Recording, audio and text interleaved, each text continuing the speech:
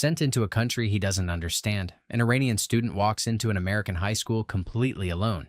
No friends, no support, no idea what's coming to them.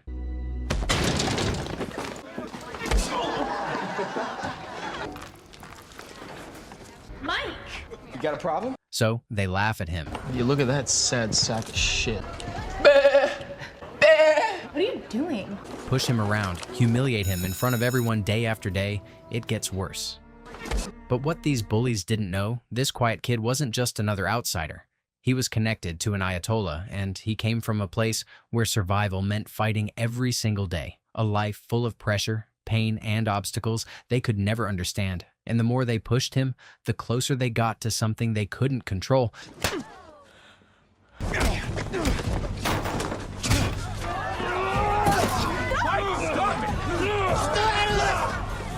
Because the moment he snaps, they realize they picked the wrong person.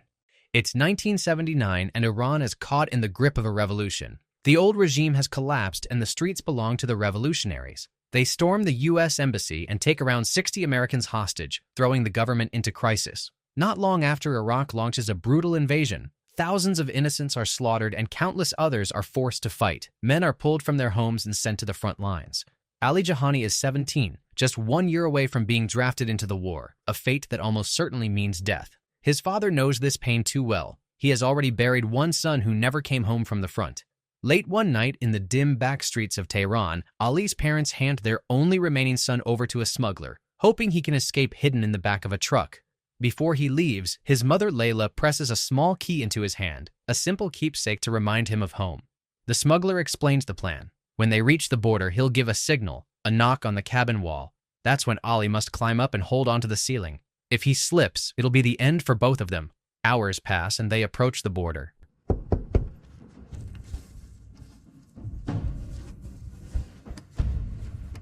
Everything goes smoothly until it doesn't. The key his mother gave him slips out of Ali's pocket. The sharp sound draws the attention of a harsh, suspicious guard. He stops and then moves closer to check. Ali's muscles tremble as he clings to the metal bar above, every heartbeat echoing in his ears. At last, the guard finds nothing but the key and walks away. 2 weeks later, Ali starts a new life with his uncle in East Petaluma, California, 7,500 miles away from home. It's his first day at school and he immediately feels out of place. Students stare at him with uneasy looks and the girls avoid him as if he doesn't exist. He soon gets to meet with the school bullies who are busy helping another kid explore the depths of the dumpster. Later in French class, the teacher introduces him to the room. Ali Dad, Jir and Shalalu Jahani. Ali speaks English fluently, and with a half-French mother, he handles French just as easily, but his skills don't earn him any friends. To the students, he's still Iranian, and back in Iran, the new Islamic government is holding dozens of Americans hostage. At lunchtime, Ali sits alone, unpacking a small meal of korma sabzi from home. His quiet moment doesn't last. Mike, the head of the bullies, walks in and takes a seat beside his girlfriend. His eyes land on Ali right away, and he sees an easy target. Mike mocks Ali's clothes and sneers at what the boy's eating. Then he starts summoning his herder with a farmyard flare. Bah! Bah! Among all the students, only Christy dares to speak up. What are you doing? Aren't they all like goat herders and farmers where he comes from? Oh yeah, you mean like 90% of the people in this town. But her words barely slow him down. Fed up with the humiliation, Ali gets up and leaves the cafeteria. Christy follows soon after. From a corner of the room, the school's wrestling coach watches everything unfold. After school, Ali heads home and comes across a restaurant sign that's pure hospitality. When he gets home, things aren't any better. His uncle Hafez is drunk, desperately seeking a pair of ears to dump his frustrations on. He rambles about the old days when everyone used to love him as an immigrant. When I used to walk into a disco, the American girls, they would throw themselves at me. Now with politics messing everything up, he can't stop complaining about how unfair it all is. The drunken talk soon turns into anger, and Ali hurries upstairs as his uncle shouts after him, calling him bad luck. The next morning, Hafez is back to his usual self. Before Ali leaves for school, his uncle even hands him a packed lunch. But Ali's not eager to give the bullies more ammunition, so the lunch goes straight into the trash. Meanwhile, Hafez heads to his auto repair shop, only to find fresh hate sprayed across his garage door. Another day, another round of scrubbing insults off the walls. Back at school, Ali is desperate to fit in. He tries joining a sports team. Football seems like a good start until he comes across some notoriously unfriendly teammates. Maybe I try a different sport. On the basketball court, things aren't much better. Everyone plays rough, and Ali proves he's got decent aim, just not at the hoop. What the hell? Later, while daydreaming in the main hall, Ali gets a not-pill accidental shoulder check from Michael. Oh, don't cry, Alibaba. It was an accident. Just as Big Mikey's about to follow up with something worse, Principal Skinner shows up, scolds them both, and marches them straight into his office. The principal deals with them one at a time. Michael gets his turn first, then it's Ali's. Skinner tells Ali that he can see he's a smart kid and reminds him that everyone in America comes from an immigrant background. The struggles he's facing, Skinner explains, are challenges many have gone through before. With that, he gives Ali a warning and sends him on his way. On the walk home, Ali runs into Christy. After school, she has to help her mother run their restaurant. Mom is frustrated about her poor grades in French and even threatens to sell her car to pay for a tutor. Hearing this, Ali steps in with an offer. She doesn't need to lose her car. He can tutor her for free and promises he'll help her get an A. Christy likes the idea and smiles, clearly tempted, but says she needs a little time to think about it. That night, Hafez is on his usual routine of drinking, this time with a friend named Pasha. When Ali walks by, Hafez brings up the lunch he tossed earlier. My sister's son. She got him out of Iran because he was too small to fight. The army didn't want to waste a gun on him. Uncle, you're drunk. So what? This is my house, not yours. Yet, you disrespect me by throwing away the food that I so generously prepared for you? Pasha tries to calm him down, but Hafez won't drop it. He keeps humiliating Ali and gives the boy a shove. Ali reacts on instinct. One quick move and his uncle crashes into a pile of boxes. Shot, Ali bolts out of the house before things get any worse. He finds his way to a wrestling gym where a dual meet is underway between East Petaluma and Windsor High Schools. He slips into a corner to watch. Michael and Christy happen to be there too. The next bout is in the 132-pound class. Toad from East Petaluma going up against Roman Knox, a two-time state champion. Toad looks nervous and Coach Plyler does his best to calm him. The whist blows. Knox slams Toad hard to the mat and twists his arm so hard that it snaps. The coach steps up for his student and calls Knox out, politely and calmly as always, but Knox couldn't care less. What do you know about winning, old man? Elsewhere in the crowd, Ali suddenly feels something cold dumped over his head. Michael has offered him a drink. Ali responds by grabbing Michael's jersey and calmly using it to wipe himself off. Michael charges after him, while Christy can't hide her smile at Ali's bold move. Later in his room, Coach Plyler sits quietly in meditation. He's a divorced ex-military pacifist, leading a wrestling team that hasn't won in forever. Now the principal pays him a visit with a warning. He wants wins on the board or the whole wrestling program will be cut due to budget. But the principal makes one thing very clear. Ali is off limits. In his eyes, putting the new kid on the team would cause more trouble than it solves. The very next day, the prohibited knocks on Plyler's door. Ali shows up at the gym, eager to join the wrestling team. Coach Plyler tries every excuse to push him away, but Ali's ready for him. By the rulebook, the coach has to let the new kid try out. Cornered, Plyler gives in. Ali doesn't go easy on himself either. He points straight at Jimmy, the team's strongest wrestler, as his opponent. Even though Ali has never wrestled before, he surprises everyone by holding his ground. He even uses the hang on for dear life technique that brought him to America. From the sidelines, Plyler studies him closely. Eventually, Ali gets pinned, but makes Jimmy admit he's tougher than he looks. Just when Ali thinks he should give up wrestling too, Plyler tosses him a wrestling uniform and tells him to be back tomorrow. Good news never seems to show up without bad news right behind it. At home, Ali's uncle tells him he's done. Between Ali's attitude and the fact that his garage business is dead, no one brings their cars anymore, Hafez says he can't afford to support his nephew or even his visa. He doesn't care that sending Ali back to Iran could be a death sentence. He just wants him out of the house. Crushed, Ali rushes to his room and starts packing. A moment later, Hafez comes in and learns that his nephew has actually made the wrestling team. Hafez, once a solid wrestler himself, suddenly sees a reason to care again. It would be nice to see a Persian boy beat the American. That is something I would like to see. And I'm going to teach you how to bust their faces. Uncle, there's a coach already. And coach. I read the paper. He's a peacenik on a losing streak. Do you want to win? With fresh motivation, he decides he'll train Ali himself and pass on everything he knows. You will listen to everything I say. So I can stay? The next day at school, Christy walks up to Ali and tells him she's made her decision. She'll take him up on his tutoring offer. Later in the gym, Coach Plyler starts teaching Ali the basics of wrestling. That's when the principal walks in. With the hostage crisis dominating every headline, he warns that letting an Iranian face off against Americans would only spark outrage. In response, Plyler assures him that Ali will only be a reserve. No matches, no spotlight. Back home, Ali finds himself under Hafez's version of training. His uncle hands him a pair of traditional Persian exercise instruments known as meals and tells him to swing them 100 times a day to build strength. He doesn't even bother sticking around to count. Count for yourself. Cheat if you don't care to win. After his trainings, Ali meets Christy at their restaurant to help her with French. They soon find something in common. Christy lost her father to military service, the same way Ali lost his brother. Despite how people treat him, Ali feels lucky just to be alive here. I'm here in California, sitting across from a pretty girl who's not covered from head to toe, and nobody's putting us in jail. A few nights later, the wrestling team gears up for another dual meet. Ali's listed in the 126-pound class, and even Hafez shows up to cheer him on. The starting 126-pound wrestler suddenly feels sick and can't compete. With no backup left, Coach Plyler turns to Ali. Before sending him out, the coach gives clear instructions. Step on the mat and lose, but not by a pin. If he loses on points, the team earns a tie. The match kicks off, and Ali's off to a rough start. His opponent shoots a clean double leg, and Ali's down on his stomach. The crowd shouts racist insults from the stands. Coach Plyler keeps yelling at him to stay down. But then Hafez steps up to the edge of the mat, shouting at him to get up over and over. Ali listens, and on his first try, he's slammed right back down. The guy almost pins him, but he manages to flee the hold just in time.